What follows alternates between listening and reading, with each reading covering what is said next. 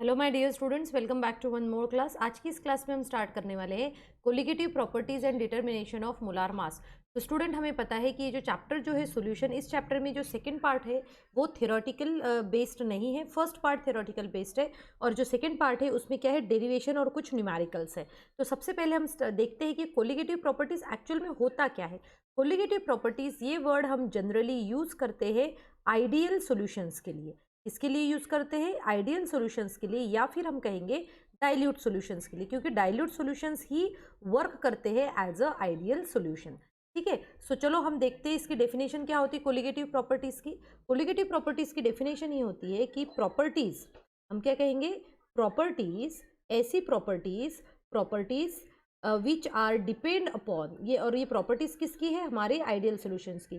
Properties which are depend upon, which are depend upon, ये किसके ऊपर बेस्ड रहती है, देखो, which are depend upon number of solute particle. Number of solute particle मतलब कितने सोल्यूट पार्टिकल है, इसके बेसिस पे क्या रहेगी, ये प्रॉपर्टीज जो है नंबर ऑफ सोल्यूट पार्टिकल्स उसके ऊपर डिपेंड करेगी। और ऐसे प्रॉपर्टीज को कहा जाता है कोलिगेटिव प्रॉपर्टीज। जब अगर हम आइडियल सॉल्यूशंस की बात करें तो आइडियल सॉल्यूशंस के साथ में ये 4 कोलिगेटिव प्रॉपर्टीज जो रहती है, ये 4 कोलिगेटिव प्रॉपर्टीज जनरली हम डिस्कस करते हैं। और हमारे क्लास 12th के सॉल्यूशन चैप्टर में यही 4 कोलिगेटिव प्रॉपर्टीज हमें स्टडी करना है। कौन कौन सी है वो कोलिगेटिव प्रॉपर्टीज, देखो, सबसे पहली जो प्रॉपर्टी है वो है relative lowering in vapour pressure. क्या है ये, relative lowering in vapour pressure. अब ये क्या होती है प्रॉपर्टीज, ये वन बाय वन मैं आप सभी को अच्छे से समझाऊंगी। ठीक है, तो ये क्या होती है, फर्स्ट प्रॉपर्टी कौन सी हुई, relative lowering in vapour pressure. Second property जो है वो है elevation, elevation in boiling point temperature, elevation in boiling point temperature, elevation in boiling point temperature. जो थर्ड प्रॉपर्टी होती है वो होता है depression in freezing point temperature, depression in freezing point temperature, depression in freezing point temperature, freezing point temperature, इसमें depression होता है। और लास्ट में जो है वो है ऑस्मोटिक, ऑस्मोटिक, यहाँ पर हम कहेंगे ऑस्मोटिक प्रेशर। तो फोर्थ प्रॉपर्टी कौन सी है, ऑस्मोटिक प्रेशर। एंड स्टूडेंट, मैं आने वाले सभी वीडियोस में वन बाय वन जो है इन सभी की प्रॉपर्टीज आपको एक्सप्लेन करने वाली हूँ। तो आज की इस क्लास में जो हम सबसे पहला टॉपिक जो स्टार्ट करने वाले हैं वो है रिलेटिव लोअरिंग। यहाँ पर हम लिख लेते हैं, मैं थोड़ा सा हाईलाइटेड वे में लिखती हूँ ताकि हमें अच्छे से समझ में आए। ये क्या है, relative, relative lowering, relative lowering in vapour pressure, relative lowering in vapour pressure. Students, इसके पहले वाले क्लासेस में भी हमने वेपर प्रेशर क्या होता है, किस तरीके से सोल्यूट और सॉल्वेंट अफेक्ट करते हैं वेपर प्रेशर के ऊपर, ये सब कॉन्सेप्ट जो है हमने पढ़ चुके। जिन्होंने भी नहीं पढ़ा है वो थोड़ा सा प्रीवियस स्टडी जो है वो कर सकते हैं। तो चलो, आज की इस क्लास में जैसे मैंने आपको बताया कि अभी हम स्टार्ट करने वाले हैं relative lowering in vapour pressure. अब होता क्या है relative lowering in vapour pressure, मैं आपको समझाती हूँ यहाँ पर। तो देखो, यहाँ पर क्या है हमारे पास, सबसे पहले आप कंसिडर करो ये एक कंटेनर है और इस कंटेनर में यहाँ पर एक सॉल्वेंट है। क्या है इस कंटेनर में, एक सॉल्वेंट है। और जनरली मैंने अपने पहले भी इसमें बताया कि सॉल्वेंट के लिए हम ये एक ए वर्ड यूज़ करते हैं। ठीक है। सो अगर मैं इसका वेपर प्रेशर कैलकुलेट करती हूँ तो मैं उसको कहूँगी पी ए। ठीक है, क्योंकि सिर्फ सॉल्वेंट है, कोई भी सोल्यूट नहीं है। या फिर मैं पी ए को ही पी एस भी कह सकती हूँ। क्यों कह सकती हूँ पी ए को ही पी एस, क्योंकि इसमें क्या है, इसमें और कोई भी solution, vapour pressure of A solution हम कहते हैं, ये क्या हुआ, vapour pressure of a solvent जिसमें कि सोल्यूट नहीं है। अब देखो, अब अगर जैसे हम ये कहेंगे कि अकॉर्डिंग टू राउल्स लॉ, अब हमें क्या क्या कॉन्सेप्ट पता है उस बेसिस पे हम इसको सॉल्व करना स्टार्ट करते हैं। ठीक है, तो देखो, अब अकॉर्डिंग टू राउल्स लॉ, हमें राउल्स लॉ क्या कहता है, देखो, according to Raoult's law, Raoult's law ये कहता है कि किसी भी कंपोनेंट का अगर आपको प्रेशर निकालना है तो is equal to vapour pressure of the pure component into mole fraction. ये एक्स से क्या है, मोल फ्रैक्शन है। सिमिलरली हम कंपोनेंट बी के लिए भी निकाल सकते हैं। बट स्टूडेंट, यहाँ पर अभी हमने देखा कि पी ए को ही हम पी एस कह सकते हैं क्योंकि उसमें सिर्फ अभी सॉल्वेंट है, यहाँ पर हमने सोल्यूट नहीं लिया है। ठीक, तो हमने इस प्लेस में पी ए की जगह मैं पी एस लिख लेती हूँ। और हम पी एस, इसी को मैं किस तरीके से लिख सकती हूँ, देखो ध्यान से, अब समझो इस चीज़ को। यहाँ P S is equal to ये हो जाएगा P not A into X A. ठीक है, अब देखो जैसे कि हमें पता है कि वी नो कि मोल फ्रैक्शन जो होता है मतलब X A plus X B is equal to 1 होता है, और इसीलिए अगर मुझे एक्स ए की वैल्यू निकालना है तो मैं यहाँ लिख सकती हूँ 1 अपॉन एक्स बी। अब आपको पता होना चाहिए कि एक्स ए और एक्स बी क्या है, मैं यहाँ बता देती हूँ आपको। एक्स ए मतलब क्या होता है, मोल फ्रैक्शन ऑफ ए मतलब सॉल्वेंट। यहाँ एक्स बी मतलब क्या होता है, ये मतलब होता है mole fraction of B, mole fraction of B that is solute. ठीक है, अब ये हो गया। अब चलो अब इसको सॉल्व करते हैं हम। इसको जब सॉल्व करेंगे तो देखो किस तरीके से होगा ये। यहाँ पर ये एक्स ए की वैल्यू जो है मैं इसमें रख देती हूँ, तो P S is equal to P not A और एक्स ए की जगह क्या आ जाएगा 1 माइनस एक्स बी। ठीक है, क्या हो जाएगा 1 माइनस एक्स बी। अब देखो अब हम क्या करेंगे, ये P S upon P not A लिखते हैं। P S upon P not A is equal to 1 minus X B, या फिर मैं इसी को कैसे लिख सकती हूँ, देखो मैं दूसरा पेन यूज़ कर लेती हूँ। X B is equal to 1 minus P S upon P not A, या फिर हम इसको लिख सकते हैं सिंपली एज, यहाँ पर हम कैसे लिख सकते हैं इसको, हम लिख सकते हैं P not A minus P S upon P not A is equal to X B. देखो हमने इसी को और ज़्यादा सिंप्लीफाई कर दिया। सिंप्लीफाई करने के बाद में मुझे यहाँ पर ये रिलेशन मिल रहा है। ठीक है, तो ये जो रिलेशन हमें मिला है यही रिलेशन शो करता है relative lowering in vapour pressure. I hope आप सभी ने अपनी अपनी कॉपी में नोट डाउन करके रख चुके हैं ये सभी चीज़ें। चलो अब इसके थोड़ा सा आगे का कॉन्सेप्ट हम देखते हैं। तो स्टूडेंट्स यहाँ पर ध्यान से देखो, ये जो वैल्यू निकली है हमारी, ये जो वैल्यू निकली है ये मीन्स कौन सी, P not A minus P S, इसे कहा जाता है लोअरिंग इन वेपर प्रेशर। इसे क्या कहा जाता है, लोअरिंग इन वेपर प्रेशर। ये रोल लोअरिंग इन वेपर प्रेशर होता है कि इतना वेपर प्रेशर भाई उसका कम हुआ है। अब जैसे ही हम क्या करते हैं, इसकी value P not A minus P S upon P not A लिखते हैं, मतलब ये कंप्लीट वैल्यू जब लिखते हैं तब इसे कहा जाता है रिलेटिव, मतलब हमने क्या किया, उसको कंपेयर किया है किसी के साथ, relative lowering in vapour pressure, relative lowering in vapour pressure. तो स्टूडेंट्स इसके पहले भी हमने एक कॉन्सेप्ट पढ़ा था जिसमें हमने ये कहा था कि अगर ये कोई कंटेनर है, इस कंटेनर के अंदर क्या है हमारे पास में सॉल्वेंट है, तो उसका वेपर प्रेशर क्या हो जाएगा, ये वेपर प्रेशर हो जाएगा पी ए। जैसे ही आप इसमें कोई नॉन वोलाटाइल सोल्यूट डालते हो, तो अभी तो नॉन वोलाटाइल सोल्यूट मतलब ये रेड कलर के आप मॉलिक्यूल्स मान लो ये, और इसमें ऑलरेडी क्या है सॉल्वेंट भी है इस तरीके से। तो ये क्या करते हैं, नॉन वोलाटाइल सोल्यूट जो रहते हैं ये सभी पार्टिकल्स को बाहर नहीं निकलने देते, और जिसकी वजह से इसका वेपर प्रेशर क्या हो जाता है, वेपर प्रेशर जो रहता है सॉल्यूशन का ये हमेशा कम रहता है than the vapour pressure of a solvent, और इसीलिए उस पूरी क्वांटिटी को हम कहते हैं एक्चुअल में लोअरिंग इन वेपर प्रेशर। साथ में क्योंकि हमें तो ये कैलकुलेट भी करना पड़ेगा कि पहले जब अकेला सॉल्वेंट था तब कितना वेपर प्रेशर था, जब हमने उसमें ये डाल दिया नॉन वोलाटाइल सोल्यूट डाल दिया तब उसका प्रेशर कितना हुआ, ये सब हमें पता करना रहता है, और इसीलिए हम ये वाला फॉर्मूला यूज़ करते हैं। ठीक है, अब देखो इस फॉर्मूला से हम ये देख सकते हैं कि ये किस तरीके से हम कहते हैं कि नंबर ऑफ पार्टिकल से ये रिलेट करता है, क्योंकि पी नॉट ये जो वैल्यू है यहाँ पर जो दी गई है ये वैल्यू जो है ये डायरेक्टली प्रोपोर्शनल टू एक्स भी होती है, और इसीलिए हम इसको क्या कहते हैं, कोलिगेटिव प्रॉपर्टी, इसीलिए हम उसको कोलिगेटिव प्रॉपर्टी कहते हैं। अब देखो इस कोलिगेटिव प्रॉपर्टी की जो हमें प्रॉपर्टी यहाँ मिली हुई है, यहाँ पर तो हमारा फॉर्मूला क्या कहता है, अब हम क्या कहेंगे कोलिगेटिव प्रॉपर्टी, अब हम मोलार मास कैलकुलेट करेंगे स्पेसिफिकली सोल्यूट का। तो हम कैसे करते हैं, हम एक छोटा सा हेडिंग देते हैं यहाँ पर, आप भी सभी लोग अपनी अपनी कॉपी में देंगे हेडिंग, और हेडिंग में हम लिखेंगे डिटर्मिनेशन ऑफ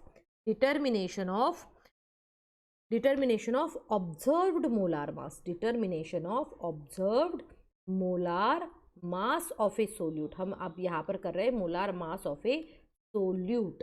ठीक है, इसका मतलब क्या हुआ कि जब भी हम, अगर हमारे पास में कोई भी सोल्यूट हो सकता है, उस सोल्यूट का ऑब्जर्व्ड मतलब क्या होता है कि प्रैक्टिकली क्या आएगा इसका, है ना, ऑब्जर्व्ड मतलब होता है कि प्रैक्टिकली कितना आ रहा है।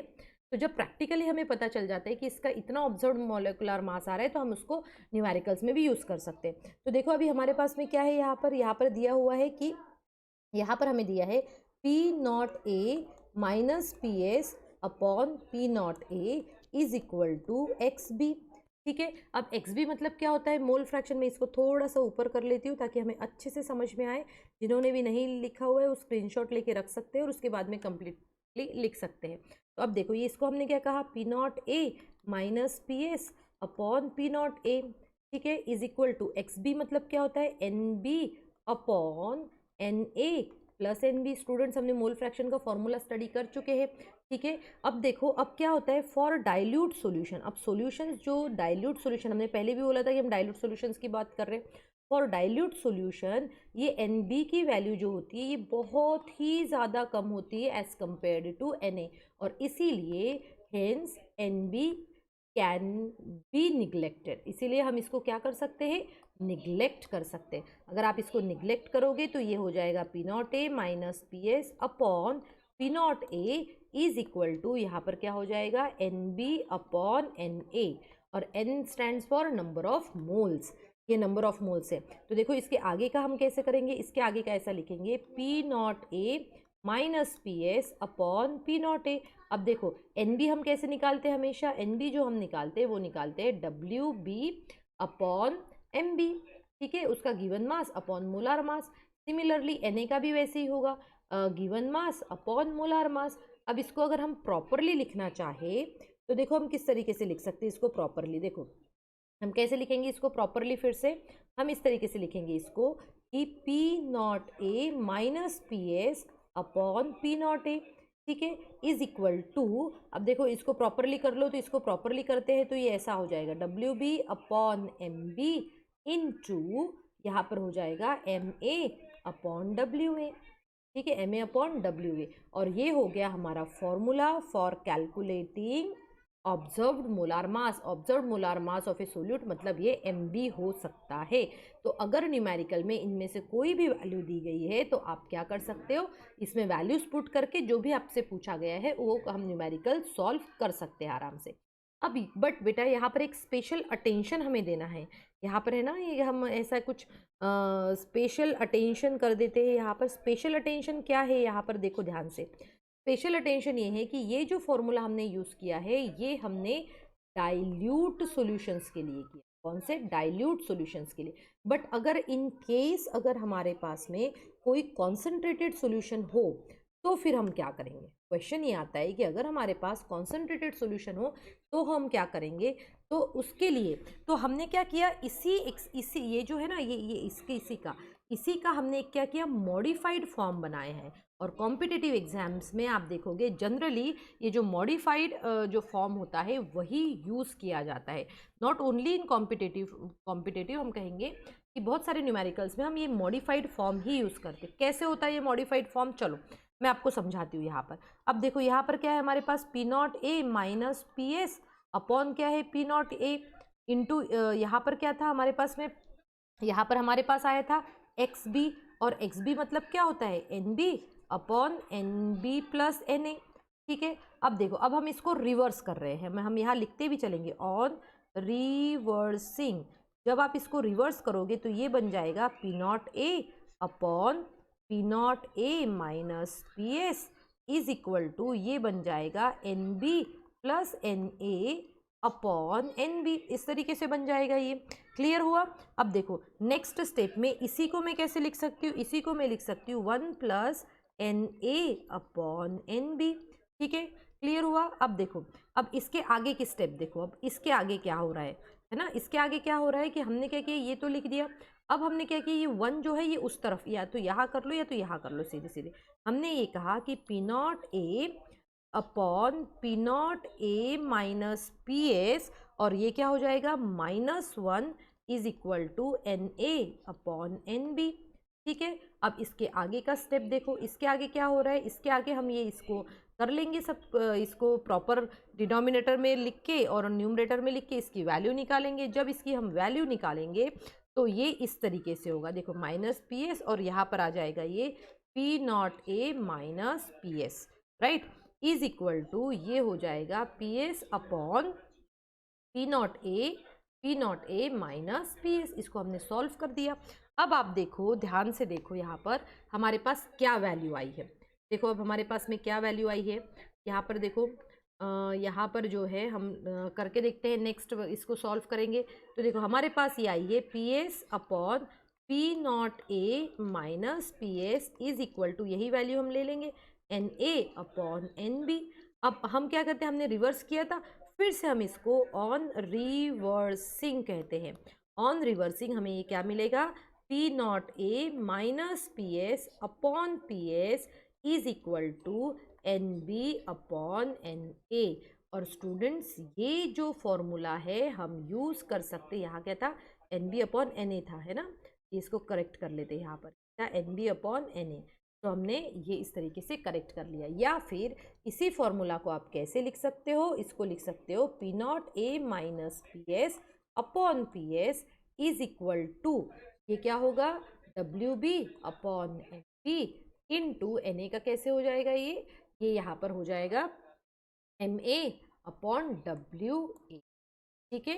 अब जिन बच्चों को इसमें से नहीं पता है कि ये डब्ल्यू बी क्या होता है, एम ए क्या होता है, एम एस क्या होता है, तो ये जो है आपको समझना है। देखो मैं फिर से एक बार बताती हूँ, पी नॉट ए मतलब होता है vapour pressure of a pure solvent, P S मतलब होता है vapour pressure of a solution, W B मतलब होता है weight of a solute, M B मतलब होता है molar mass of a solute, M A मतलब होता है molar mass of a solvent, and W A मतलब होता है weight of the solvent given in the question. So हम फॉर्मूलाज में जो है ये हम यूज़ कर सकते हैं किसी भी न्यूमेरिकल को सॉल्व करते समय, राइट। अब देखो यहाँ पर स्टूडेंट्स मेरे पास में कुछ न्यूमेरिकल्स है, तो मैं वो न्यूमेरिकल्स आपको समझाती हूँ, आप भी क्या करना है, और मैं कुछ न्यूमेरिकल्स जो है दो न्यूमेरिकल होमवर्क के लिए भी देखूंगी दूंगी।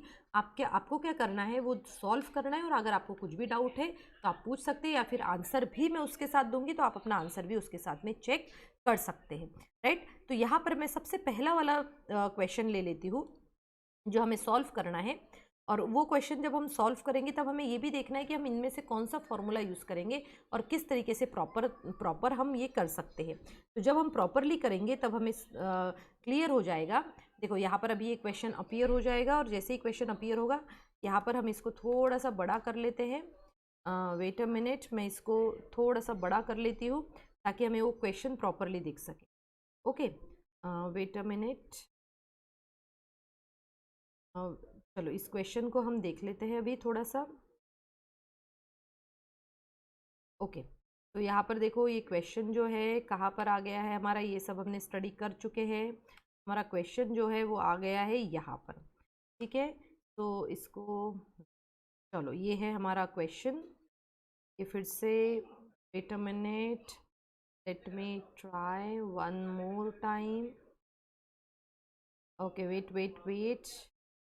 तो यहाँ पर हमें क्वेश्चन मिल जाएगा वो। चलो देखते हैं क्वेश्चन कहाँ है हमारा। यहाँ पर ये हमने सॉल्व कर चुका है, देखो आप सभी देख सकते हो। ये देखो यहाँ पर आप देख सकते हो हमने प्रॉपरली ये कर चुका है, ये पूरा स्टडी किया था हमने, मॉडिफाइड फॉर्म निकाला था, और साथ में ही अब हम कर रहे हैं एक न्यूमेरिकल सॉल्व। तो ये है हमारा न्यूमेरिकल। ओके, तो यहाँ पर मैं न्यूमेरिकल ले लेती हूँ पहले, यहाँ पर बिल्कुल भी नहीं दिख रहा है, तो हम अब देखो इसको हम थोड़ा सा बड़ा कर लेते हैं। ओके, तो स्टूडेंट्स ये जो है थोड़ा बड़ा नहीं हो पा रहा है।